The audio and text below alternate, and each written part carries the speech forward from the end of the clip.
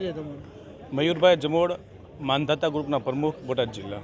મયુરભાઈ, Botad police સમાજ દ્વારા એક ઉગામેડી ગામે સન્માન સમારોહ અને પેલું સ્નેહ મિલનનું આયોજન છે. ખરેખર આનો હેતુ શું છે?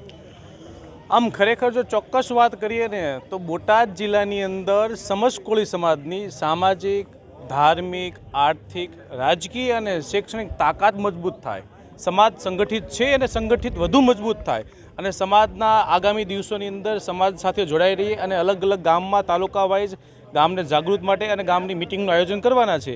એના અનુસંધાને આજે ઉગામેડી ગામની અંદર એક સ્નેહ મિલનનું અને બોટાદ જિલ્લાની અંદર રાજકીય, સામાજિક, ધાર્મિક તેમજ સારું જેનું નેતૃત્વ સારા કામગીરી કરી છે, સોશિયલ વર્ક XYZ કોઈ બી એવા સારી પ્રતિભાઓનું સન્માનનો પણ કાર્યક્રમ આજે છે અહીંયા.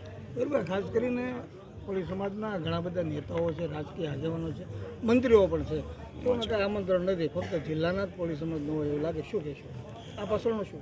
જો પહેલી વાત તો એ કે ગુજરાતની વાત હોય કે ભારતની વાત હોય, કોળી સમાજના રાજકીય નેતાઓ એ હંમેશા સર આંખો પર હોય છે, એનાથી જ સ્ટેજ અને કાર્યક્રમ શોભાતો હોય છે. પરંતુ આ છે બોટાદ જિલ્લાનો સ્નેહ મિલનનો કાર્યક્રમ છે, એટલે મોસ્ટ ઓફલી શું છે અત્યારે બધા વ્યસ્ત હોય છે અને આખા બોટાદ જિલ્લાની ટીમે નક્કી કર્યું હતું કે આ વખતે કાર્યક્રમ કરીએ છીએ એ બોટાદ જિલ્લાના આગેવાનો પૂરતો રાખીએ.